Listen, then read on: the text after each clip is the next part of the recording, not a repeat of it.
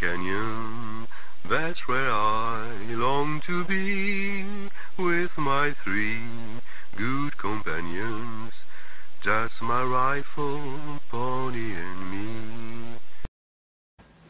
Bonjour à toutes et à tous, merci d'être là, merci Justin Quedi d'être avec nous aujourd'hui pour parler d'un cinéaste que nous connaissons bien, que nous apprécions, qui s'appelle Robert Mulligan.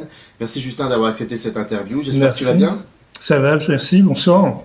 Tu t'es remis de la Snyder Cut?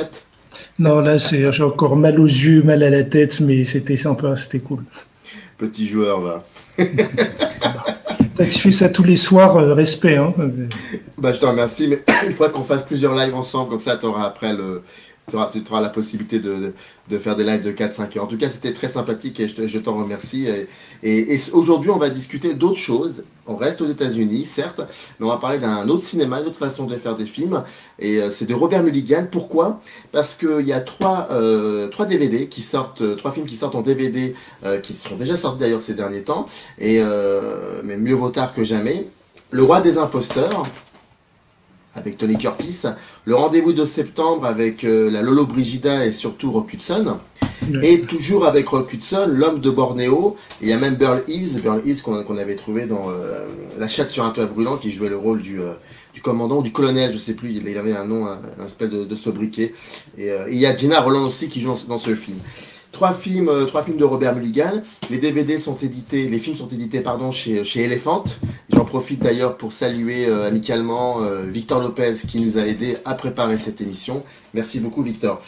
Donc, pourquoi on parle de Mulligan? Parce que quand on parle de Mulligan, on parle souvent d'autres films comme L'autre, je crois en 72, qui est un film d'ambiance chaotique, de fantastique, quelque chose de ce genre, ou du Silence et des ombres, To Kill a Mockingbird. En fait, il a deux films qui lui ont fait passer la postérité, c'est-à-dire un film culte, mais qui n'a pas eu tant de succès que ça à sa sortie, mais qui est un film culte avec le temps, c'est Du Silence et des ombres. Puis il y a un film où c'est son seul quasi vrai gros succès commercial, c'est Un été 42. Quoi. C'est ces 2 films qui ont traversé le temps, et puis le reste est un peu plus souterrain. Il y a L'autre que tu viens de citer, qui est aussi un peu plus connu, qui est assez culte. Mais voilà, sinon, le reste de la filmographie, alors qu'il a tourné avec des grosses stars, hein, il a tourné avec, surtout dans les films qu'on va évoquer tout de suite, là, chez Elephant, il a tourné pour des gros studios, pour des grosses stars, mais il a peut-être un style moins ostentatoire, pas aussi voyant que d'autres, qui fait que, et il est aussi c'était quelqu'un de très discret, il a donné très peu d'interviews dans sa vie, il aimait pas plus que ça commenter son art, donc il y a très peu d'interviews qui circulent. Je crois qu'il y a une interview française qu'on a pu lire récemment de lui, parce que c'était au mois de septembre, il y a eu un numéro de Positif avec un dossier Mulligan, donc ça tombait bien, c'est tout récemment, en septembre dernier, et ils ont déterré une interview très intéressante de lui, donc sinon, mais il était assez rare pour commenter son art, donc il y a déjà de ça, puis il y a les films aussi il faut creuser pour voir la singularité des films et de son style, parce que c'est pas si voyant, en tout cas si explosif que ça, c'est une manière plus sobre et une forme de classicisme, mais en même temps où il trouve une patte personnelle. Quoi. Et quand tu évoques le terme classicisme, très vite on pense à l'élégance de la mise en scène et aussi à la discrétion, comme tu le dis très bien, de la mise en scène. Est-ce que c'est parce que ces films étaient pas trop classiques, donc c'est-à-dire que ce que l'on voyait forcément à l'écran n'était pas réellement représentatif de la qualité Mulligan, qu'il fallait peut-être creuser dans les entrebouts narratifs, ou c'était pas un formaliste, c'était pas quelqu'un qui brillait comme un Wells par exemple, je prends comme exemple de l'extrême. Alors je pense que si, quand même il y a une forme de formalisme dans ces films. Le problème c'est que, en tout cas en France, c'est qu'il n'était pas identifié à un genre, c'était vraiment le vrai réalisateur de studio qui, voilà, si on lui propose un western, il fera un western, si on propose un mélodrame, il fera un mélodrame. D'ailleurs, dans les 3 films qu'on va voir ce soir, ces 3 films à part que c'est réalisé par Mulligan, les 3 films n'ont rien à voir entre eux, quoi. Donc, c'est-à-dire que lui, c'était l'artisan. Il y a quand même on va en parler après, il y a un thème. Mais je parle des genres vraiment des films. Ces 3 films, il y a une comédie, il y a un film d'aventure, il y a un film qui est entre les deux, un portrait, une sorte de biopic un peu amusé, quoi. Donc et toute sa carrière, c'est ça. Il n'a pas de style. C'est-à-dire, tu prends un Hawks, tu sais qu'il y a du film noir, il y a du western. Tu prends un Ford, il y a du western. Enfin, tous ces grands réalisateurs-là, ou même ceux de sa génération. On prend un William Friedkin, il y a des genres bien identifiables auxquels on peut identifier un Sidney Lumet aussi. Mulligan, il n'y a pas de genre. On ne va pas dire Mulligan, je vais voir ça. C'est-à-dire qu'il est capable de. Alors, c'est là où je voulais en venir en fait quand je parlais de forme, c'est que ce n'est pas un créateur de forme, il n'a pas un style qui lui est propre. Il est très compliqué quand on voit l'autre ou quand on voit Daisy Clover, qui est aussi un film très intéressant d'ailleurs. C'est pas forcément quelqu'un qui brille de par la création de ses formes, de la forme du cinématographique. En tout cas, il adapte sa forme au genre auquel il s'attaque. C'est-à-dire qu'il n'y a pas. Voilà. C'est quelqu'un qui fait du bon boulot, qui est efficace. C'est aussi une personne qui vient de la télévision. Il fait partie de cette flopée comme ça de cinéastes qui sont arrivés à la fin des années 50, début 60, comme Arthur Penn, comme John Frankenheimer et d'autres. Sidney Lumet, Friedkin dans sa génération, effectivement. Plus tard, voilà, c'est ça. Il a commencé, on le sait, par la petite porte, hein, et puis il a grandi, il a appris sur le tas, un peu comme dans l'industrie hollywoodienne. C'était un peu le même genre. Qu'est-ce qui a fait, selon toi, que Mulligan, à un moment, ait réussi à se démarquer de toute cette flopée comme ça de cinéastes, pas yes men, mais très efficaces, solides, qui font leur boulot, leurs tâches. Qu'est-ce qui a fait qu'il a pu se démarquer comme ça? Déjà, c'était dans ce cadre-là, faut expliquer le type d'œuvre qu'il faisait pour la télévision. C'est-à-dire, c'était des sortes de téléfilms qui étaient réalisés en direct, hein. C'est-à-dire que donc beaucoup de répétitions avant.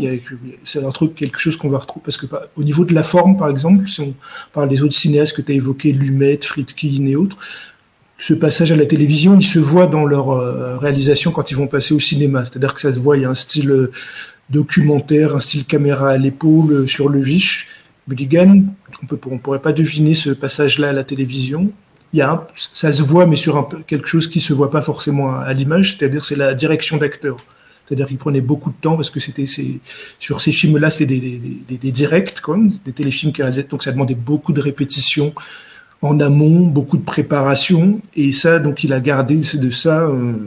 D'ailleurs, par exemple, il y a la jeune actrice, la petite fille qui joue dans Du Silence et des Ombres, quand on regarde les bonus du DVD, et elle raconte ses souvenirs, elle a beaucoup de souvenirs de la bienveillance de Mulligan, la manière dont il l'a vraiment accompagnée pour préparer son rôle, vu qu'elle était très jeune, pour travailler son rôle en amont. Et ça, c'est quelque chose qu'on retrouve dans tous ces films, le travail en amont au niveau des acteurs, la grande préparation, vraiment l'attention aux acteurs. Et ça, c'est vraiment quelque chose qu'on retrouve qui se voit pas, enfin, en tout cas, ça se voit dans la prestation des acteurs, mais ça se voit pas forcément, ça se traduit pas pour le spectateur, mais c'est quelque chose et la préparation, bien sûr, parce que, voilà, toute la mise en place, une fois que c'est réalisé en direct, tous les placements de caméra, tous les mouvements d'acteurs, c'est du théâtre, mais filmé, mais dans le bon sens du terme, c'est-à-dire que ça demande une grande préparation sur le nombre de caméras, la place qu'elles vont occuper, à quel moment on va partir la réplique de chacun. Ça demande une grande coordination, tout un travail que ça, il a su avoir quand il travaillait à la télévision, et il a acquis un certain savoir-faire là-dessus qui, je pense, a dû convaincre les producteurs pour le passage au cinéma finalement. Mais j'ai l'impression que tous ces cinéastes-là qui sont issus de la même génération que lui, ces cinéastes-là, quand ils sont passés par la télévision, j'ai l'impression qu'ils ont un amour indéfectible pour la direction d'acteurs. Il y a quelque chose qui les relie, c'est la direction d'acteurs. Quand tu vois Arthur Penn, quand tu vois Frankenheimer.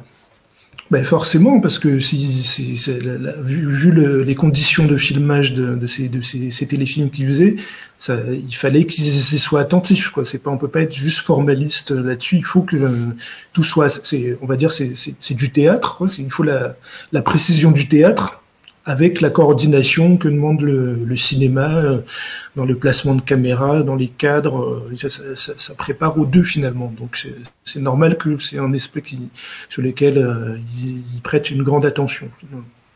Quand on voit ces trois films-là, donc Le Roi des Imposteurs, donc on va y revenir sur Le Roi des Imposteurs parce que quand on racontera l'histoire, ça va vous faire sourire. Et vous allez penser à quelque chose, à quelqu'un d'autre, et en fait, il ne faut pas penser à... C'est l'autre qui devrait nous faire penser à ça, normalement.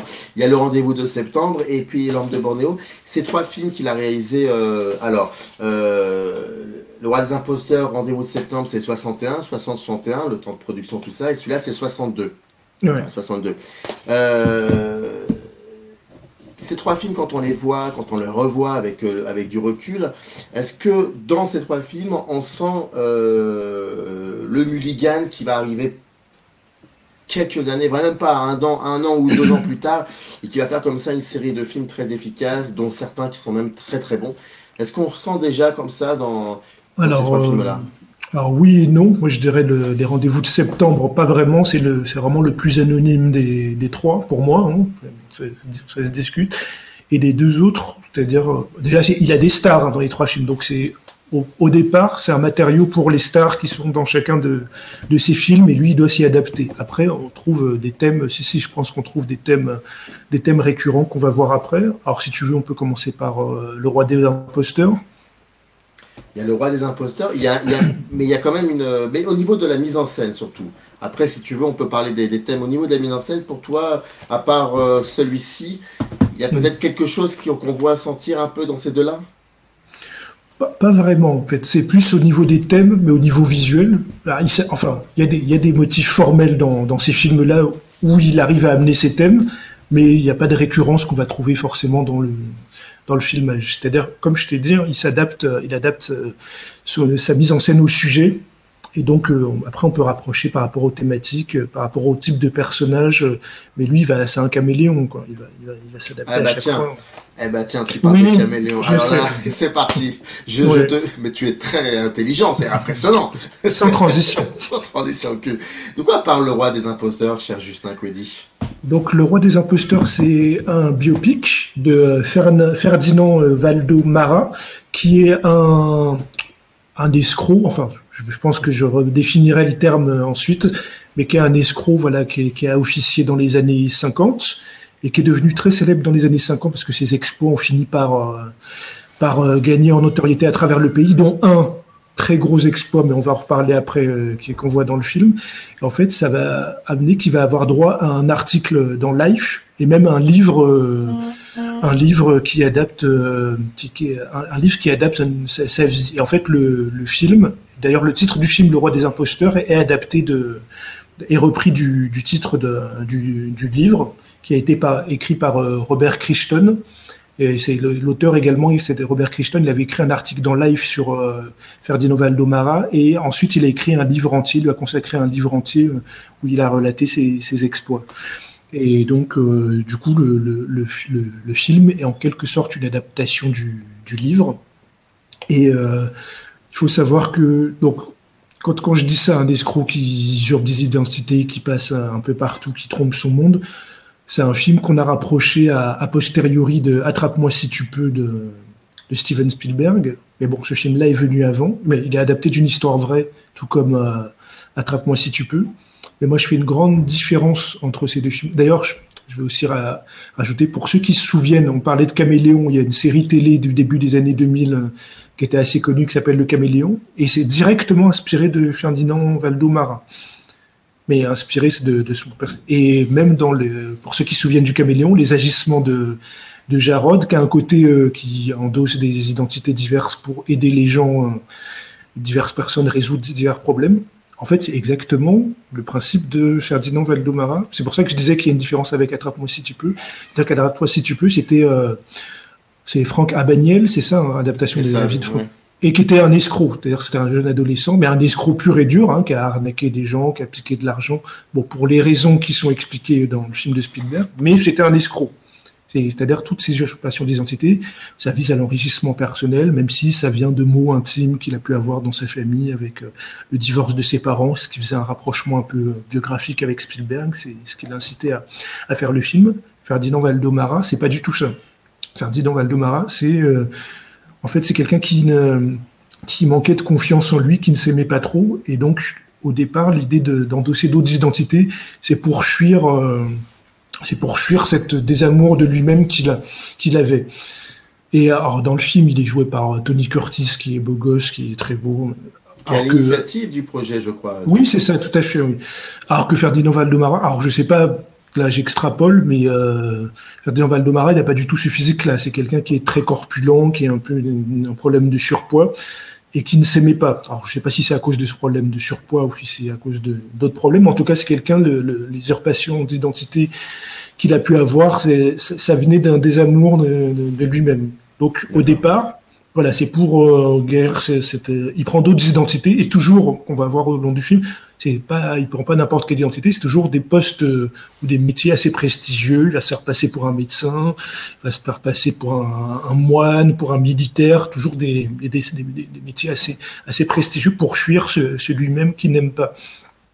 Et par contre, c'est pas du tout, on pourrait croire que c'est une question d'ego, mais c'est pas ça, c'est pas pour se glorifier lui-même, c'est-à-dire qu'à chaque fois, c'est pour une sorte de service qu'il souhaite rendre aux autres, c'est un service à la communauté. Et ça se voit dès la scène d'ouverture du film, où on découvre le personnage enfant, et son premier acte, c'est qu'il va aller dans une confiserie, et puis il va essayer il va un peu embobiner le marchand pour repartir avec des bonbons. Et on pense que c'est un gamin, voilà, il vole des bonbons pour lui-même pour aller les manger tranquillement. Pas du tout. Il ramène les bonbons, les confiseries à son école, et c'est jour de vaccin à son école. Et donc il va offrir les bonbons à ses camarades, voilà, parce que ça va leur faire oublier la douleur de la piqûre pendant le vaccin. Et dès le départ, donc on voit que cette usurpation, ces mensonges, c'est à la fois pour se fuir lui-même, mais c'est surtout pour rendre service aux autres. Cette usurpation d'identité, et en fait, dès ces deux premières usurpations d'identité, ça va nous répondre à ça, c'est-à-dire qu'il va essayer de rentrer dans un monastère pour endosser la fonction de moine, parce qu'il y a aussi une quête d'absolu, il y a une quête spirituelle dans ce qu'il cherche à faire, mais bon, voilà, ça ne prête pas du tout à son tempérament. Donc il va en sortir assez vite, mais il va se nourrir de cette expérience. Et ensuite, c'est le film dans le film quasiment. C'est à mon avis, il va se faire passer pour un directeur pas un directeur, mais enfin en tout cas une sorte d'agent de prison qui va travailler dans un quartier de haute sécurité pour faire sortir de leur coquille tous les détenus qui sont dans ce quartier de haute sécurité. Et là, ça devient c'est un film dans le film quasiment. C'est quelque chose de totalement humaniste. C'est-à-dire qu'il va essayer tous les détenus, c'est des gens un peu dans sa situation finalement, c'est des gens qui ne s'aiment pas eux-mêmes, qui se replient sur eux-mêmes, et il va essayer de leur donner confiance. À chaque fois, il va les prendre un par un, surtout l'un d'entre eux, pour... j'ai un chat dans la gorge. Il va les prendre un par un, surtout l'un d'entre eux, pour les aider à reprendre confiance en eux, parce que c'est-à-dire c'est un quartier de haute sécurité, mais ils sont pas destinés à être dans leur cellule H24, ils ont le droit de sortir, mais en fait, c'est des détenus qui ont décidé d'eux-mêmes de se fermer au monde, de même pas faire la promenade à laquelle ils ont droit. Donc, il y a des longues scènes où il prend le temps, il va voir l'un d'entre eux, il va prendre le temps de lui parler, parce que lui, il comprend cette souffrance, cette peur de l'extérieur, que lui a fui avec c'est-à-dire que ces criminels-là, ils l'ont fui avec leurs actes criminels finalement, leurs actes de délinquance, et lui va essayer de les prendre un par un. Et il y a une longue scène où il rentre dans une de la cellule d'un des détenus, il prend le risque, il discute longuement avec lui. Dans la mise en scène, il y a tout un travail pour montrer ce rapprochement, dans le jeu de Tony Curtis aussi. Et d'ailleurs, dans la mise en scène de Mulligan, à un moment donné, il y a un plan d'ensemble où il les fait tous sortir de leur cellule, il finit par réussir à partir du moment où il réussit à en convaincre un, ils finissent tous par finalement être curieux de voir quel est ce bonhomme qui vient, qui discute avec eux, qui n'est pas dans la punition, qui vient vraiment, qui les prend pour des êtres humains finalement, qui les traite en êtres humains finalement. Et il y a un plan d'ensemble qui arrive où il est au centre de la salle de haute sécurité, où on le voit de dos, il est au centre, et puis ils sortent tous un par un, et tout d'un coup ça amène une respiration, une libération par rapport à son passage dans ces lieux. Donc c'est vraiment, ça travaille vraiment la bienveillance, la volonté d'ouverture du personnage. C'est-à-dire il y a une quête de s'accomplir lui-même par les postes qu'il choisit, mais il y a surtout une quête d'aider l'autre. Et d'ailleurs, dans la vraie vie, Fernando Valdomara, il y a aucune des personnes, quasiment aucune des personnes qu'il a dupé une fois que ça a été avéré que c'était de l'arnaque, aucune n'a porté plainte contre lui. C'est-à-dire que son passage a toujours été bénéfique pour toutes les personnes qu'il a pu fréquenter, et il y a eu 0 plainte. Donc c'est pour ça que je disais que c'est vrai que je faisais la différence. Je parlais d'usurpation d'identité et je parlais pas d'escroquerie, parce que c'était pas son objectif dans ses actions. D'ailleurs, j'invite les gens à aller voir la page Wikipédia de Fernando Valdomara, parce qu'à un moment donné, il y a une explication, où il donne une explication comment s'immiscer dans un secteur ou dans un domaine et se faire passer pour un des leurs quand on s'immisce. Et en fait, lui, c'est l'explication qu'il donne, c'est pas du tout de tromper son monde ou quoi que ce soit, c'est d'apporter sa pierre à l'édifice. C'est-à-dire que si tu te fais passer pour un médecin, tu essaies d'avoir une compétence ou une approche qu'aucune des personnes sur place n'a pour apporter ta pierre à l'édifice. Donc tu ne voles pas la place de quelqu'un, tu apportes ta pierre à l'édifice, tu viens contribuer finalement, tu viens pas prendre la place de qui que ce soit. Même s'il volait les noms, enfin en tout cas il empruntait les noms de certaines personnes existantes pour prendre la place dans les lieux où il allait. Mais par contre, quand il y était, le but, c'était d'apporter sa pierre. Alors, il voyait ce qu'il observait. Il avait un caractère, une capacité d'observation très grande, ce qu'on va voir dans le film, lors d'un moment assez mémorable. Et il voyait la place qui était inoccupée, finalement, le point de creux, le point de vide, et il essayait de combler ce point-là. Donc, le but n'était pas de voler ou de voler la place de quelqu'un, c'est d'avoir porté sa place à l'édifice, comme je disais. Et la séquence de la prison que tu évoques est assez intéressante, parce que dans ce film-là, c'est l'un des rares moments où le temps est complètement suspendu, le rythme est moins non, mais c'est comme je disais, c'est un film dans le film. C'est-à-dire qu'on pourrait ne pas avoir tout le film, enfin même le moment où on bascule, on passe à autre chose, on se dit mais attends, parce qu'on a été complètement pris par ce moment-là, et on oublie que c'est une histoire un peu plus, c'est une histoire où on passe du coq à l'âne, parce que d'ailleurs c'est des blocs, quand on voit le film, c'est des blocs, c'est-à-dire des blocs narratifs. Ouais. Oui, c'est-à-dire contrairement par exemple à Attrape-moi si tu peux, où c'est un kaléidoscope, où vraiment c'est le jeu de voir passer. Là, c'est des blocs narratifs, c'est-à-dire la séquence de la prison, elle fait bien 30-40 minutes. Ensuite, on passe à autre chose. Il va être militaire, il va être médecin. Enfin, c'est vraiment des blocs narratifs. C'est l'intérêt du film, quoi. Dans ce film-là, il y a des thèmes. Enfin, il y a un thème que Mulligan a beaucoup questionné, qui est l'enfance, les déclinaisons, l'enfance qui représente une part de réel, une part de fiction, et qui à un moment va se confronter à des choses bien réelles comme la mort, comme les conditions de vie, le social, etc. On le trouve un plus ou moins dans le roi des imposteurs, ça démarre dès l'ouverture, enfin il y a un lien mais qui n'est pas si fort, mais il existe. Est-ce que ce lien, cette thématique sous-jacente, est-ce qu'on le retrouve dans l'autre film, Le Rendez-vous de septembre? Ah, je suis là, c'est bon. Oui, ça s'est figé ton image, mais je t'entends, c'est comme si j'étais à la radio. Ok, je te laisse reprendre, vas-y. Tu disais les thèmes de l'enfance. Oui, qu'est-ce que tu n'as pas entendu? Non, je t'ai entendu partir sur les thèmes de l'enfance de Mulligan. Alors là, ce qu'il faut savoir, c'est que ton image est figée, donc je ne te vois plus bouger, tu n'es plus en mouvement. Mais tu m'entends? Mais je t'entends, donc on va faire comme si c'était de la radio. Voilà.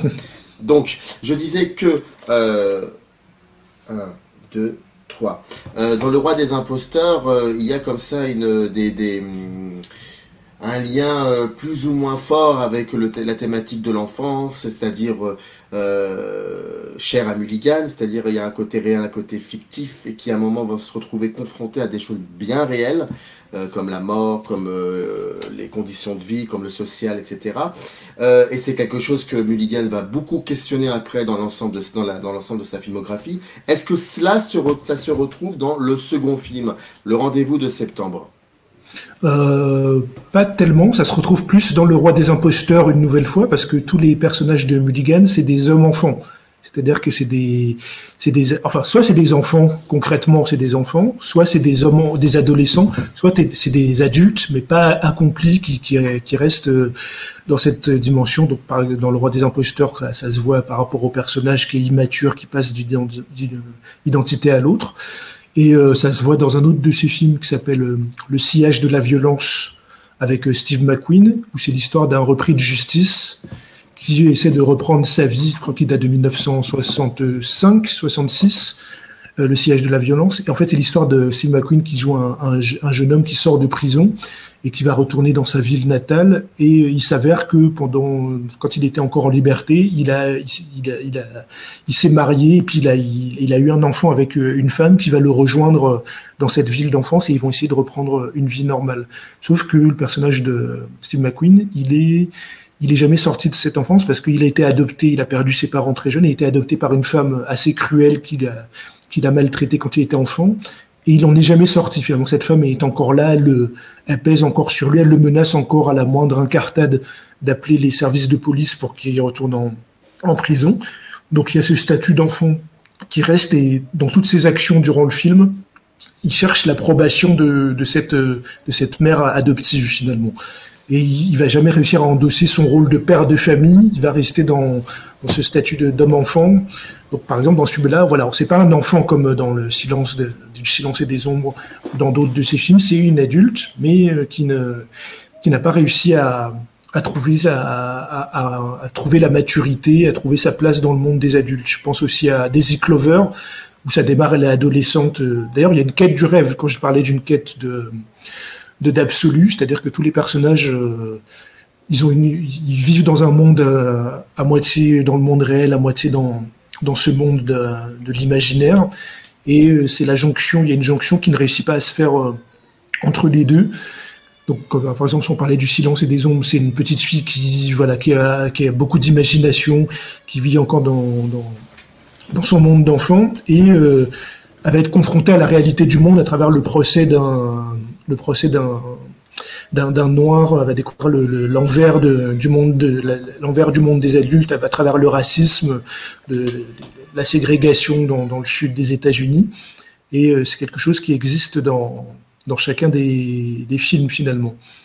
Et je disais donc c'est quelque chose qu'on retrouve dans ces films suivants, où on a donc des enfants ou des adolescents qui cherchent à s'accomplir, ou des jeunes adultes. Je parlais de Daisy Clover, ça démarre, elle est adolescente et qui cherche à devenir une star. En tout cas, on la pousse à devenir une star à Hollywood. Donc il y a cette recherche de la lumière, cette quête d'absolu dans un monde de rêve. Et en même temps, il y a la confrontation avec la réalité du monde des adultes, à chaque fois, finalement, dans ces films. Mais dans l'homme de Bornéo, il y a un lien avec l'enfance. C'est que on comprend plus tard dans le film que quelque chose s'est passé dans l'enfance du personnage principal, Rock Hudson, et on comprend pourquoi il a ce caractère, il est ce qu'il est. Donc il y a de cela. On va en parler tout de suite. Donc le Rendez-vous de septembre, ce serait plutôt un film complètement à part, alors. Moi je trouve ça assez, alors c'est pas désagréable, mais je trouve ça quand même assez mineur, parce que le rapprochement qu'on peut faire de ce film, je vois pas trop de rapprochement avec l'œuvre de Mulligan, sauf c'est plus dans la continuité, vu que une des actrices du film c'est Sandra Dee. Et c'était une actrice qui avait souvent des rôles d'ingénue, des rôles d'adolescente, qui découvrait le monde. Alors c'est peut-être le rapprochement qu'on pourrait faire éventuellement avec Mulligan, mais c'est très succinct, je trouve. Et qui découvrait le monde. Par exemple, elle a joué la fille de Lana Turner dans Mirage de la vie. Elle jouait dans un mélodrame qui s'appelle...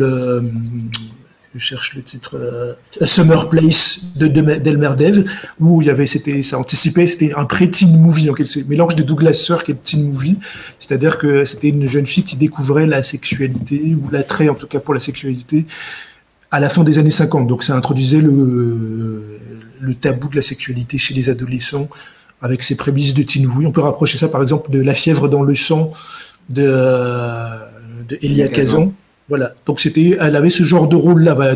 Donc soit c'était dans une veine assez dramatique comme le Summer Place dont j'ai parlé, ou soit ça peut être dans une veine un peu plus comédie adolescente. Il y avait aussi le film de Minnelli, Qu'est-ce que maman comprend à l'amour, où elle jouait une jeune aristocrate qui se débute dans le bal, le monde du bal les balles de débutantes dans l'aristocratie un peu européenne, qui débute, voilà, qui découvre le monde, qui a ses premiers amours. Donc c'est un film qui se rapproche, voilà, avec ce personnage-là, de ces films un peu adolescents. Et à côté de ça, on a un récit adulte. En fait, elle sert de vecteur avec un récit de romance plus adulte, avec Rock Hudson et Gina Lollobrigida, un peu exotique, voilà, un aspect plutôt exotique, où ça essaie de traiter des mœurs, finalement, des préjugés que peuvent avoir les Américains, le puritanisme que peuvent avoir les Américains, étant donné que dans le film, Rock Hudson, il se montre très cavalier avec Gina Lollobrigida, c'est-à-dire que c'est son amante de vacances, finalement, qu'il aime aller voir quand il a plutôt envie de se détendre en vacances, mais c'est pas une romance au sens propre, même si on sent qu'il a de l'affection pour elle. Et voilà, suite à différents quiproquos qu'on va pas détailler là, il se retrouve à devoir surveiller Sandra Dee, donc justement. Et là, tout d'un coup, il retrouve ses instincts américains pudibonds. Il va essayer de la surveiller pour qu'elle commette pas le péché, finalement. Donc, il va retrouver comment on appelle ça, la pudibonderie wasp, on va dire. Et ça va offusquer, en quelque sorte, Gina Lollobrigida de voir qu'il est très regardant quand il s'agit d'une américaine, et quand c'est une étrangère, il peut se montrer cavalier, ça peut être une aventure d'un soir. Les femmes, il les traite pas de la même façon, selon leur âge, selon leur nationalité. Donc ça questionne plus l'identité américaine, mais je vois pas de rapprochement spécifique avec les thèmes de Mulligan. Et puis le traitement est assez léger. C'est de la grosse comédie américaine. Oui, mais c'est sympathique. Raconter comme tu le fais, c'est pas évident hein, de filmer ce genre de thématique. Ouais. Raconter comme tu le fais à cette époque. Enfin, ça commence, mais c'est pas encore cela. Donc, mais je trouve qu'il y a des films. Ouais, mais je trouve qu'il y a des films qui le font le mieux. Par exemple, je parlais de Delmer Devs. Donc, un conseil en sortant 30 secondes de Mulligan, je recommande. Quand vous avez vu tous les Douglas Sirk, une fois que vous avez rincé tous les Douglas Sirk, c'est-à-dire qu'il faut voir les mélodrames de Delmer Dev, c'est-à-dire que c'est un réalisateur plutôt de genre, de western et autres. Exactement. Et à la fin des années 50, il a eu un problème cardiaque qui a fait qu'il a plus tourné les gros films de genre, les films musclés qu'il avait l'habitude de faire. Donc, il s'est rabattu vers le mélodrame. Il a fait pas mal de mélodrames adolescents. Il y a un coffret Warner qui existe, qui est avec tous ces films qu'il a pu faire à l'époque, avec Troy Donahue, avec Sandra Dee. Il a fait 4-5 très très beaux films dans les années 50 que je recommande, voilà, en passant. Donc si vous voulez voir des beaux mélodrames fin des années 50, début des années 60, qui sont très très bons de Mulligan. Voilà. C'est vrai que de Delmer Devs, tu veux dire. De Delmer Devs, pardon. C'est vrai que Devs est connu surtout pour, effectivement, comme tu l'as dit très bien, ces films solides à poigne, comme par exemple, si je me trompe pas, c'est La Lance brisée. Non, La Flèche brisée. Oui, la Flèche brisée. D'ailleurs, au moment où on parle, bon là, on n'est pas en direct, mais il passe sur Arte, donc guettez vos replays, je crois. Là. Au moment où on discute, il va passer ce soir sur Arte. Hein. Donc voilà, enfin ce soir, voilà. Mais il sera en replay, je recommande, hein, si vous avez l'occasion. Et pour les titres des films des années 50 que je citais, donc il y avait, parce que j'avais pas tous les titres, donc il y avait Ils n'ont que 20 ans, La soif de la jeunesse, Suzanne Slade, L'amour à l'italienne. Donc ça, c'est vraiment des très grands mélodrames adolescents des années 50. Et je trouve que le traitement est quand même plus intéressant. Avec les mêmes acteurs, hein. Il y a Sandra Dee qui joue dans 2 ou 3 films que je viens de citer. Elle joue, je crois, dans Romance à l'italienne, Rome Adventure en anglais. Donc ça vaut vraiment le coup si vous voulez vraiment découvrir des beaux mélodrames adolescents. Je trouve que voilà, les Rendez-vous de septembre, c'est un petit peu léger par rapport à ça, quoi. Je trouve ça un petit peu en dessous. Alors terminons l'émission sur l'homme de Bornéo. Alors je rappelle, hein, Le Roi des Imposteurs, le Rendez-vous de septembre et l'homme de Bornéo qui sont sortis déjà il y a quelques jours de cela en DVD chez Elephant Film. 3 films de Robert Mulligan, 61, 60, 61, 62. L'homme de Bornéo, il est très particulier par rapport à la petite comédie un peu dramatique qui est Le Roi des Imposteurs. Il y a quelque chose de très très profond, on se rapproche un peu même de la psychanalyse sur certains moments, sur l'affect. Qu'est-ce que tu penses, toi, de L'Homme de Bornéo? Alors c'est un très très bon film. Alors c'est pas forcément, là aussi c'est un véhicule pour Rock Hudson, mais le scénario est assez fort et Budigan arrive à l'illustrer de manière assez forte pour que ça soit très intéressant. C'est-à-dire que si on devait faire une approche auteuriste dessus, ça serait plus intéressant de la faire au niveau de Rock Hudson en fait.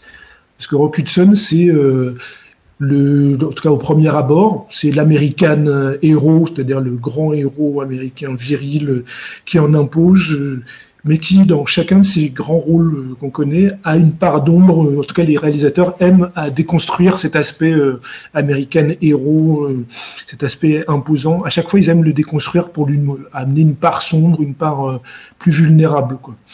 Et par exemple, Douglas Sirk l'a fait dans... comment s'appelle ce film ? Le film avec... attendez, je recherche le titre. C'est toujours dans ces moments-là qu'on a les trous. De toute façon. Ouais, en plus, on a fait plein, donc c'est un peu compliqué. Oui, c'était ça.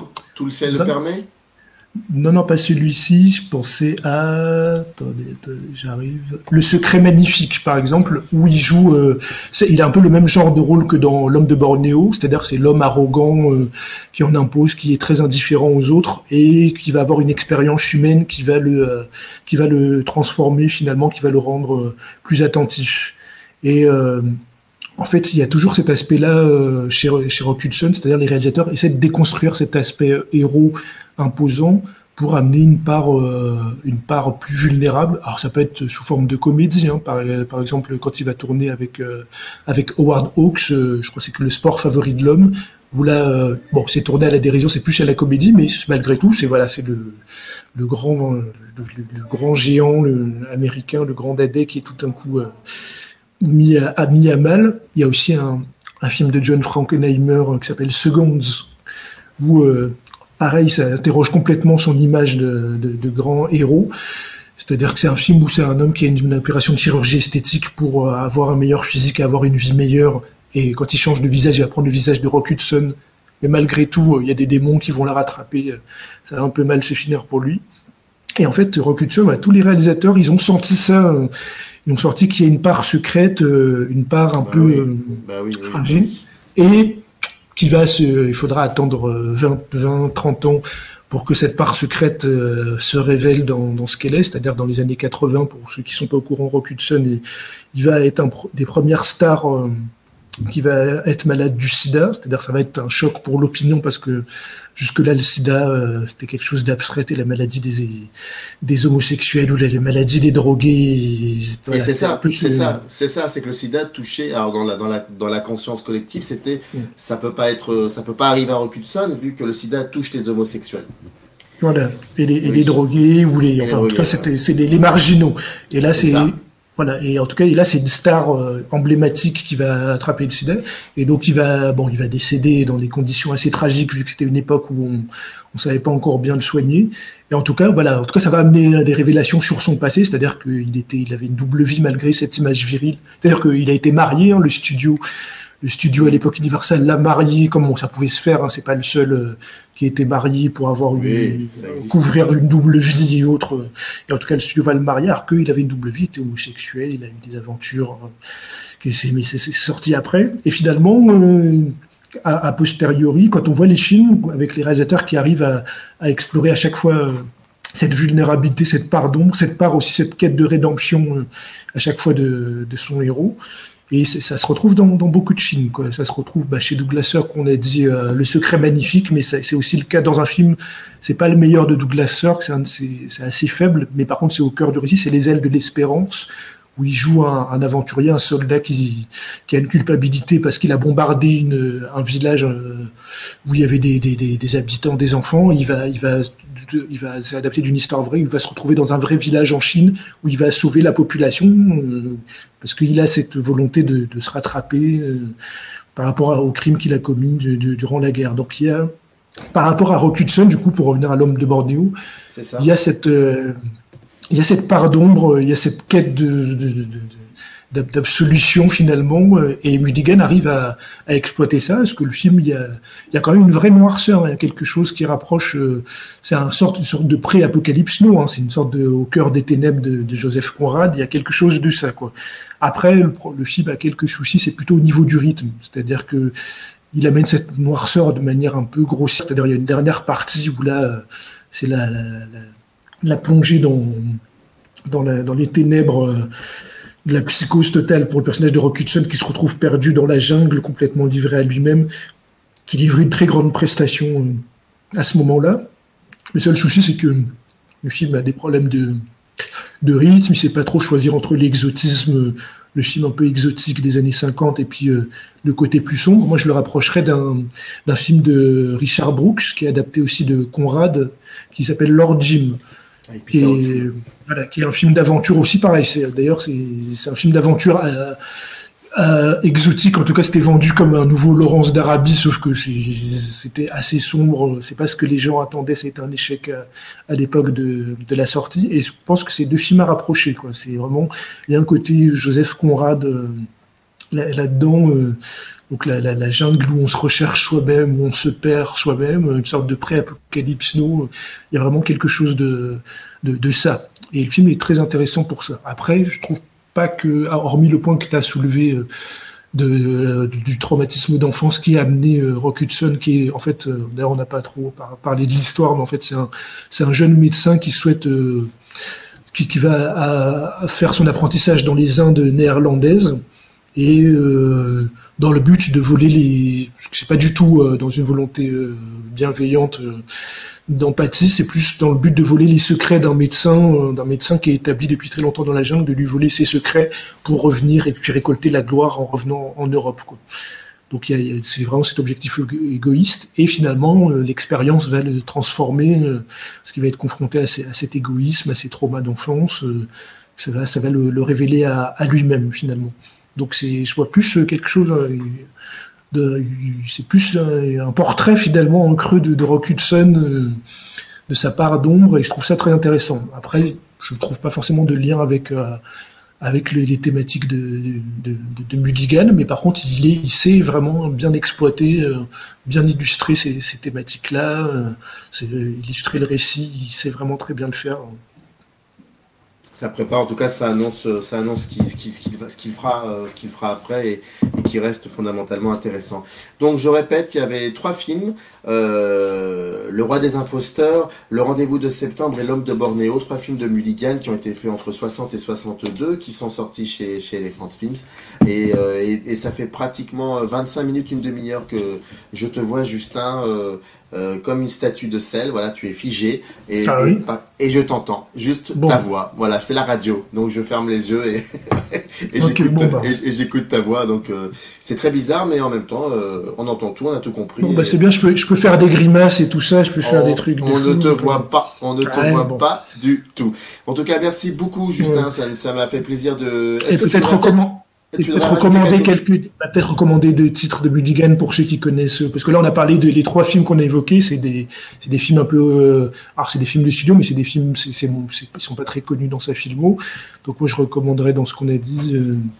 Donc il y a son tout dernier film, qui s'appelle Un été en Louisiane, qui est le premier rôle au cinéma de Reese Witherspoon, c'est-à-dire il y a une thématique de l'été dans ces films. Il y a une sorte de trilogie de l'été, c'est-à-dire du silence et des ombres qui se déroulent en été, avec de l'enfance et de l'été finalement, on va dire. Donc il y a du silence et des ombres. Il y a un été 42 où on explore les souvenirs d'un adolescent dans un été 42, ses premières amours, ses premières expériences sexuelles. Et puis et ça c'est du point de vue masculin. Et c'est la même chose dans Un été en Louisiane du point de vue féminin, où les premiers émois amoureux et sensuels d'une jeune fille avec donc Reese Witherspoon. Il a fait, comme on a dit, il a fait un peu de tout. Donc il y a aussi L'Homme de l'Arizona, un western où il retrouve justement Gregory Peck, où on retrouve cette thématique de l'affiliation, cette thématique de l'enfance aussi, qui est très intéressant. Donc il y a pas mal de choses à L'Homme de l'Arizona. L'Homme de l'Arizona. Non, c'est pas l'homme de l'Arizona, d'ailleurs, je me trompe, c'est pas ça, c'est l'homme sauvage, tu veux dire. C'est l'homme sauvage, voilà. L'homme de l'Arizona, c'est Bud Buttigieg, effectivement, l'homme sauvage. C'est une autre thématique, ça. Ouais, je vois très bien. Et donc, c'est un très bon western, assez sec, hein, très épuré. C'est vraiment. D'ailleurs, il fait un western des 70s avant les 70s, c'est-à-dire que c'est quelque chose de très sec, très épuré, vraiment très, très intéressant. Et donc, il y a pas mal de bonnes choses à explorer. Il y a pas mal de films assez méconnus. Il y avait Escalier interdit aussi. Je sais pas si tu te souviens de ce film-là. Oui, c'est des films avec. Oui, avec une professeure. Voilà, c'est celui-là. C'était bien, celui-là était assez sympa. Et puis c'était un des premiers qui. Bon, il y avait eu Graines de violence avant, mais celui-là était très particulier parce que, pour plein de raisons, il y a l'autre aussi, hein, le film fantastique, Daisy Clover dont on a parlé. Et puis, mais c'est bien que tu aies suggéré aussi un film qu'il a réalisé pratiquement à la fin de sa vie, ce qui démontre qu'on est en face d'un autre. Lui, plus ou moins d'un auteur, quoi, avec une filmographie, Tout à fait, parce qu'il a peut-être un peu moins trouvé sa place, on va dire, dans les années 80. Sa filmographie, elle se perd un peu parce qu'il y avait, il avait pas il a vraiment la mentalité de studio. C'est un peu comme des réalisateurs comme Richard Fleischer, à partir du moment où il n'y a plus ce côté, on donne un projet clé en main qui savait s'adapter à tout. Dans les années 80, il fallait aussi être un peu à l'initiative, avec l'ère des gros réalisateurs comme Spielberg, Coppola ou Lucas, ou c'est des gros réalisateurs qui initient leurs projets. C'est comme ça qu'ils se font connaître. Lui, voilà, il n'avait pas cette mentalité-là, donc il s'est un peu perdu, il s'est fait un peu bouffer. Je crois qu'il a tourné un film dans les années 80 avec Whoopi Goldberg, où elle a un petit peu repris le montage en main, il n'a pas pu faire ce qu'il voulait, donc c'est bien qu'il ait pu finir sur son dernier film En été en Louisiane, où là il a vraiment eu la main, où on retrouve toutes ces thématiques, mais donc en tout cas c'est une filmographie riche à explorer, vraiment très intéressante. Merci beaucoup Justin, c'était plaisant, ton téléphone est en train de vibrer je crois. Ouais. Quelle émission incroyable. Bon, allez, je sais, ça veut dire que je vais te laisser. Merci beaucoup. Donc, c'était Robert Mulligan. On en a parlé avec Justin Credy. Bien évidemment, vous trouverez sur la page dédiée le lien qui renvoie à son blog, les chroniques du cinéphile staccanoviste. C'est un blog extraordinaire. Tous les jours, il publie un article sur un film. Et ça, c'est depuis des années, pas mal de temps. Merci beaucoup, Justin. Ça m'a fait plaisir de discuter à nouveau avec toi, malgré quelques soucis techniques, mais en tout cas, on entend ta voix et c'est l'essentiel. Parce qu'on l'a pas toujours bien entendu, hein, n'est-ce pas? Oui, mais voilà, c'est en dents de scie. Ton rapport à Microciné est en dents de scie. Voilà, soit on m'entend pas, soit on me voit pas, mais enfin, on va y arriver un jour. On va y arriver un jour. Très bonne soirée à toi, Justin. Ok, bonne soirée, salut. Salut. Générique. In the canyon, that's where I long to be, with my 3 good companions, just my rifle, pony and